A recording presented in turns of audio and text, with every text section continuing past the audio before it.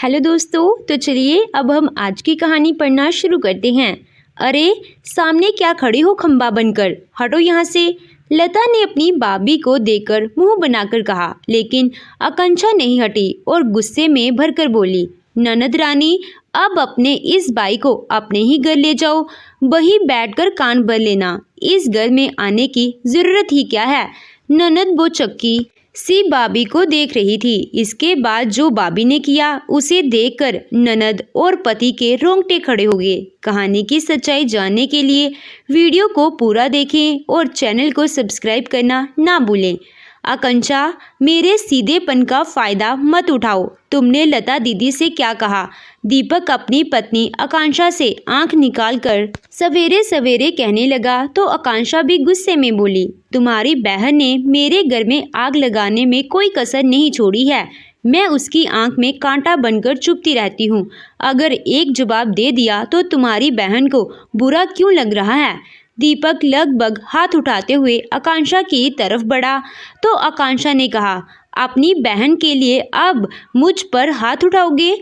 मैं अपना घर छोड़कर तुम्हारे घर आई हूँ, उस बात से तुम्हें कोई लेना देना ही नहीं है। दीपक ने गुस्से में मुट्ठी बींच ली और दांत पीसकर बोला, तुमसे दिल से इस घर में आई हो, मेरी बहन के पीछे पड़ी रहती हो।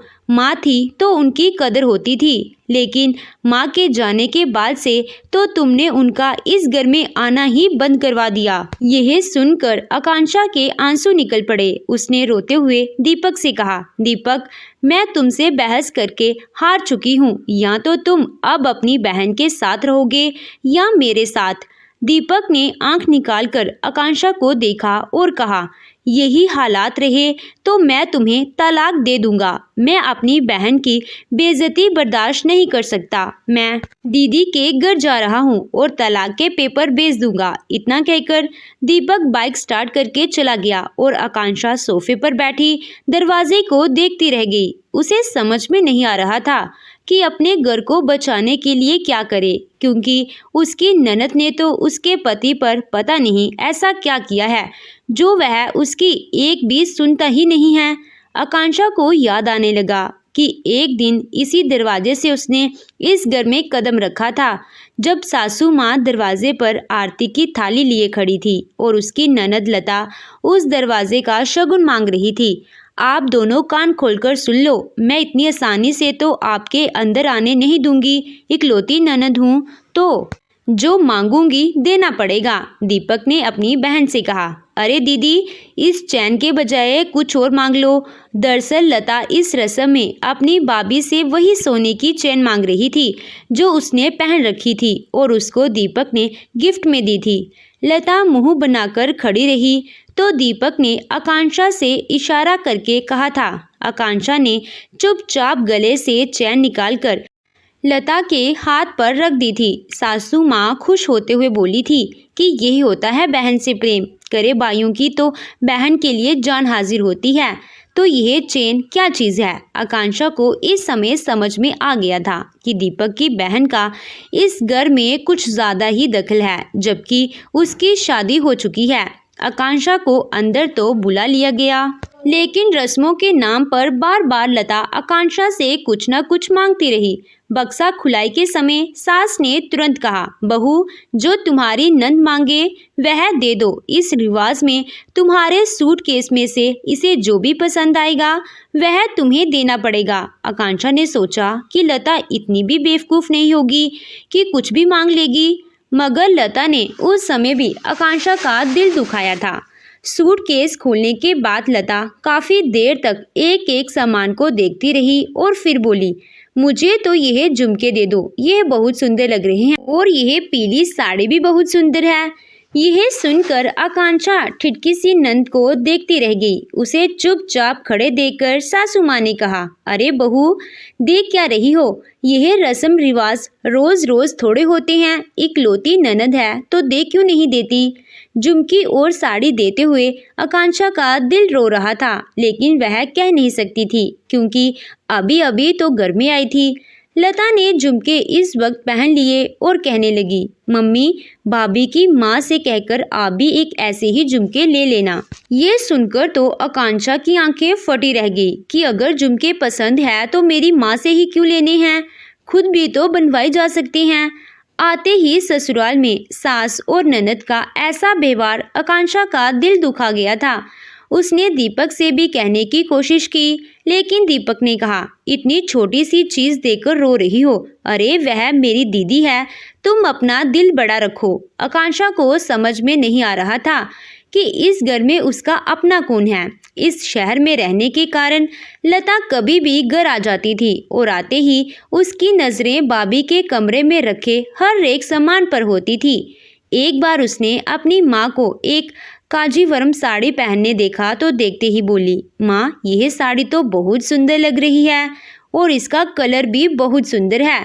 तो सासू माँ ने तुरंत कहा, तुम कह रही हो तो अच्छी होगी, मुझे तो पहले बिल्कुल अच्छी नहीं लग रही थी।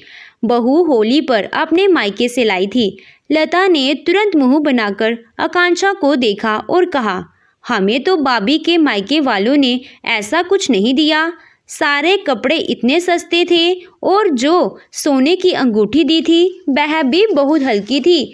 मैं तो अपनी सासू माँ को बता भी नहीं पाई कि यह भाभी के मायके से आई है। आकांक्षा लता का हर बार ऐसा रूप देखकर चौंक जाती थी। सासू माँ ने तुरंत कहा कि लता, एक काम कर, तू यह साड़ी ले जा, अपनी सास को दिखाकर कह देना कि भाभी होली पर लेकर आई हैं। यह सुनकर लता ने भी बहुत खुशी से कहा, माँ, आप कितनी अच्छी हो और आपका दिल कितना बड़ा है, लेकिन भाभी तो बहुत कंजूस हैं। आकांक्षा की सास ने तुरंत साड़ी बदलकर उसे लता को दे दिया।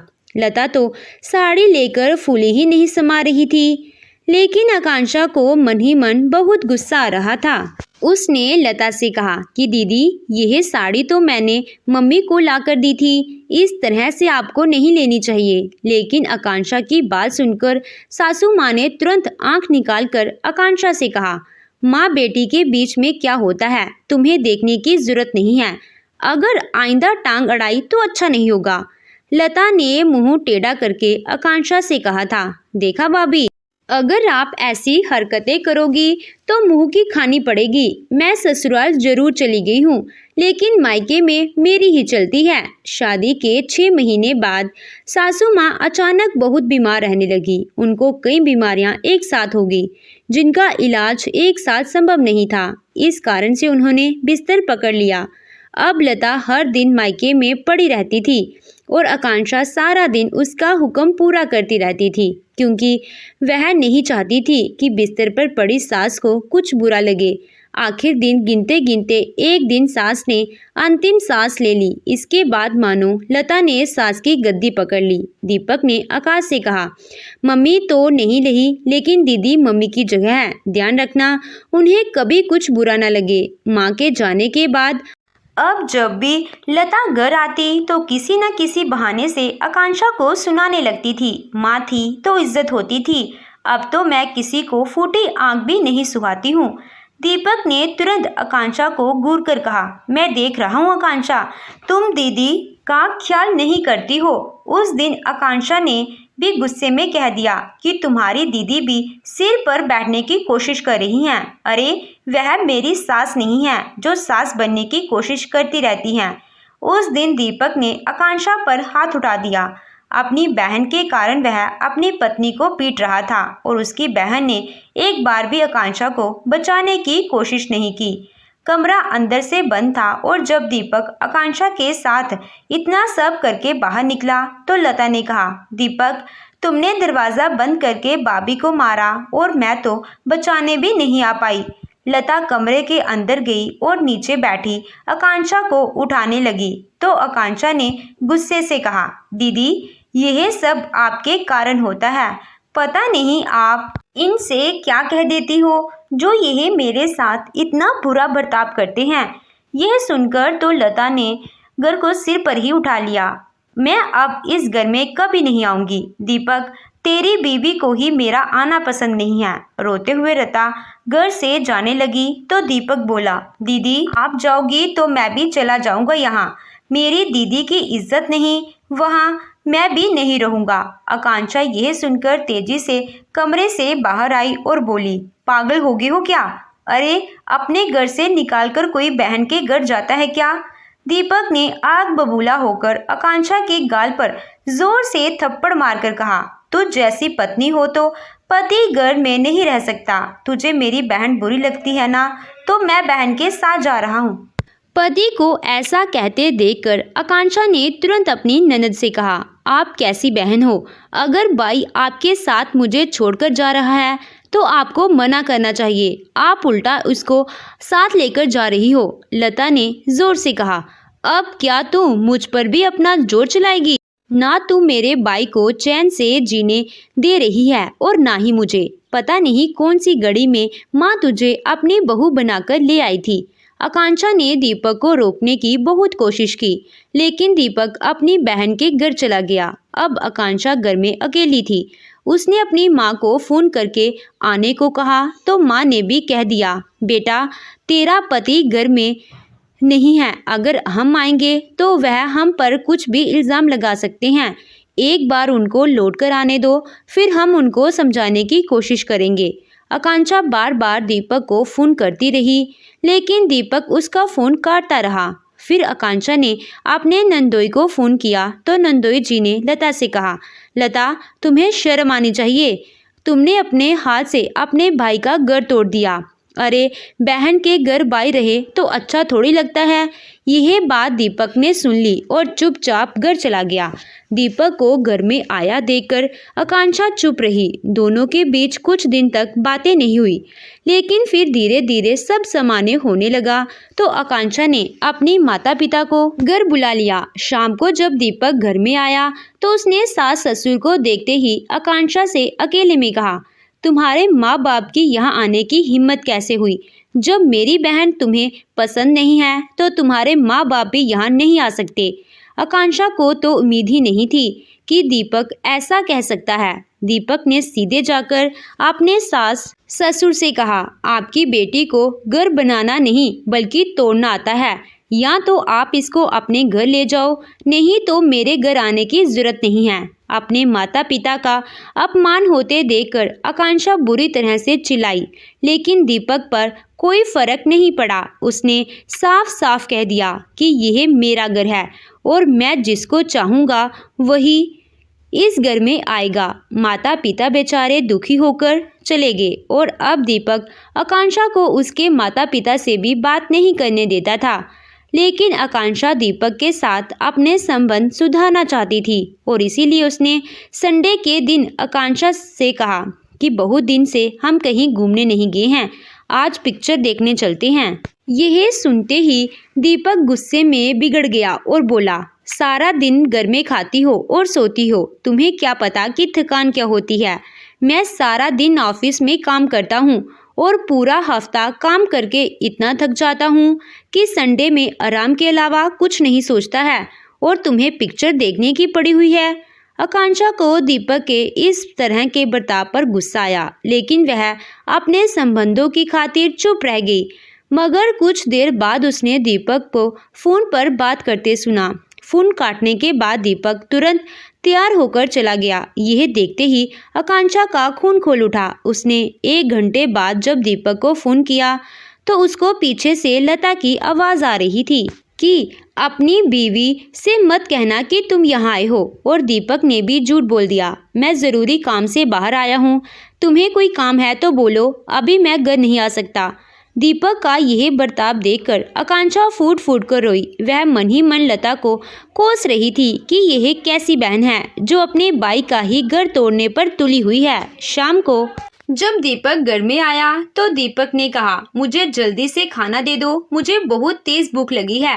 आकांक्षा ने गुस्से में कह दिया, क्यों, तुम्हारी बहन ने तुमको खाना खिलाकर नहीं भेजा? जब भाई का इतना इस्तेमाल करती है तो क्या खाना नहीं खिला सकती? यह सुनकर दीपक ने गुस्से से भरकर आकांक्षा के बाल पकड़ लिए। तू कुछ ज्यादा ही जासूसी कर रही है। मेरी बहन और मेरे मामले में पड़ने की जरूरत नहीं है। तू अपने काम से काम रखा कर और अगर तुझसे नहीं हो पा रहा है तो अपने घर चली जा।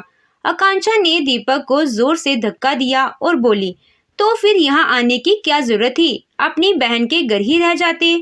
माँ है ना वहाँ तो तुम्हारी। दीपक ने आगे बढ़कर आकांक्षा को जोर से थप्पड़ मारा। तुझे मेरी बहन के अंदर बहुत कमी नजर आती है।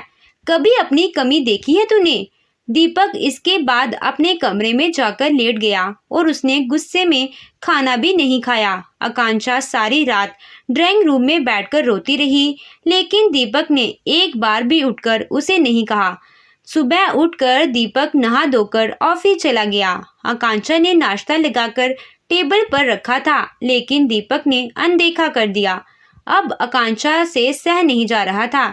उसने सोच लिया कि वह अपनी गृहस्थी को कैसे भी करके बचाने की कोशिश करेगी। उसने तुरंत अपनी ननद को फोन किया तो लता ने भी फोन उठाकर कहा, क्यों, क्या कहना चाहती हो? कहीं माफी मांगने तो नहीं चाहती हो? देखो, हम भाई बहन के बीच में पड़ोगे तो यही होगा। आकांक्षा ने अपने गुस्से पर कंट्रोल करते हुए कहा, क्या आप दीपक के कान भरना बंद नहीं कर सकती? आपके भाई का घर बिगड़ सकता है और वह रोज मुझे तलाक की धमकी दे रही हैं। आप अपने भाई को समझाने की कोशिश करने के बजाय उसके कान भर देती हैं।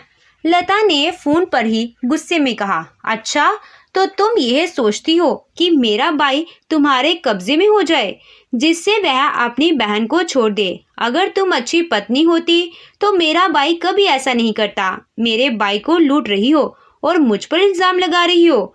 इतना कहकर लता ने फोन काट दिया और आशंका की कोशिश डरी रह गई। लता यही सारी बातें सोचते हुए दीपक को फोन लगाने लगी, क्योंकि दीपक को गए 2 घंटे हो चुके थे। फोन की घंटी जाती रही, लेकिन दीपक ने फोन नहीं उठाया। आकांक्षा एक के बाद एक फोन करती रही। अंत में उसे समझ में आ गया कि अब उसे क्या करना है। उसने झट से लता को फोन मिला दिया और कहा, दीदी, 1 घंटे के अंदर तुम मेरे पति को यहाँ लेकर नहीं आई तो इल्जाम अच्छा नहीं होगा और उसकी जिम्मेदार तुम खुद होगी। लता ने झट से कहा कि दीपक यहाँ नहीं आया है, मगर आकांक्षा जिद पर पड़ी रही तो आकांक्षा ने पुलिस को बुलाने की धमकी दे डाली। लता ने गुस्से में फोन काट दिया और आकांक्षा बैठकर रोने लगी।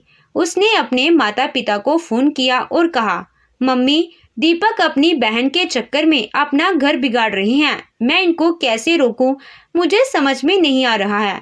आकांक्षा को उसकी मां ने भी समझाने की कोशिश की, लेकिन आकांक्षा का दिल अब भर चुका था। आकांक्षा बैठी हुई घर को देखती रही और सोचने लगी कि कोई बहन भी अपने भाई की इस तरह से दुश्मन नहीं हो सकती है। तभी डोरबेल बजी और आकांक्षा ने उठकर दरवाजा खोला। अरे, सामने क्या खड़ी हो? खंबा बनकर हटो यहाँ से। जब से इस घर में आई है, इस घर का चैन सुकून खत्म हो गया है। पता नहीं मेरे भाई के साथ क्या करना चाहती है। लता ने आकांक्षा को देखकर मुंह बनाकर कहा, लेकिन आकांक्षा नहीं हटी और गुस्से में भरकर बोली, ननद रानी, अब अपने इस भाई को अपने ही घर ले जाओ, वही बैठकर कान भर लेना। इस घर में आने की जरूरत ही क्या है? और आपका भाई यह कहकर गया था कि तलाक के कागज मिल जाएंगे तो वह इसको ले जाओ, मैं इसको वही तलाक के कागज भेज दूंगी। लता यह सुनकर भड़क गई और बोली, यह घर तेरे बाप का नहीं है, यह घर मेरा और मेरे भाई का है और मुझे तुझसे अपने हिस्से पर कब्जा नहीं करने दूंगी। आकांक्षा ने हाथ बांधकर कहा, इसका मतलब तुम अपने भाई को इसीलिए अपने घर ले जाती हो जिससे कि तुम यह घर अपने नाम करवा सको। यह सुनकर लता की होश उड़ गए और अब ननद बचक्की सी भाभी को देख रही थी। इसके बाद जो भाभी ने किया उसे देखकर ननद और पति के रोंगटे खड़े हो गए। आकांक्षा ने किसी को फोन किया और आने को कहा। तभी वहां पर लता के पति आ गए और बोले, लता, अब यह तमाशा बंद करो। मैं तुम्हारी बेइज्जती नहीं करना चाहता, मगर यह कागज जब मुझे मिले तो मुझे सारा माजरा समझ में आ गया। शुक्र है तुम अभी तक दीपक से इस पर साइन नहीं करवा पाई हो। लता के पति ब्रजेश ने आकांक्षा के हाथ में कागज दिए तो आकांक्षा उन्हें ध्यान से देखने लगी। दीपक भी हैरानी से यह सब कुछ देख रहा था। उसने आकांक्षा के हाथ से पेपर छीनकर पढ़े तो हैरान रह गया। कागजों में लता ने वह घर अपने नाम लिखवाया था जिस पर दीपक के साइन करवाना बाकी थे। अब दीपक को याद आया कि कई बार लता कहती थी कि वह एक NGO खोल रही है, उसमें कुछ लोगों की पार्टनरशिप चाहिए। दीपक माथा पकड़कर बैठ गया और उसने तुरंत गुस्से में वह कागज फाड़ दिए। तभी आकांक्षा ने कहा, आज जीजाजी ने मुझे यह फोटो फोन पर भेजे थे, इसीलिए मैंने तुम्हें फोन करके पुलिस की धमकी देकर बुलाया, क्योंकि तुम इतनी आसानी से भाई को लेकर आने वाली नहीं थी। आपने पकड़े जाने का डर लगा तो भाई को लेकर आ गई। धन्यवाद जीजाजी, जो आपने मेरा साथ दिया। दीपक को यह सब देखकर बुरी तरह से गुस्सा आ रहा था। उसकी आंखें गुस्से से लाल हो चुकी थी और उसने तुरंत अपनी बहन से कहा, आकांक्षा सही कहती थी कि तुम्हारे मन में लालच भरा है। तुम वाकई मेरा घर तोड़ रही है और मुझे सब कुछ हड़पने की कोशिश में लगी थी। मैं भी बेवकूफ़ तुम्हारी बातों में आ रहा था। अभी तक तो आकांक्षा को बुरा लगता था, लेकिन अब मैं भी नहीं चाहता कि तुम कभी मुझे अपना मुंह दिखाओ। अपनी पोल खुली तो लता के आंसू निकलने लगे। उसके पति ने भी कहा कि लता, अब तुम्हारी भलाई इसी में है कि चुपचाप घर चलो, वरना आकांक्षा अब तुम्हें जेल भेजने से भी नहीं कतराएगी। तो दोस्तों, आपको ये कहानी कैसी लगी हमें कमेंट कर ज़रूर बताइएगा। कहानी अच्छी लगी हो तो वीडियो को लाइक कीजिएगा, चैनल पे नए हो तो चैनल को सब्सक्राइब कीजिएगा। Thank you.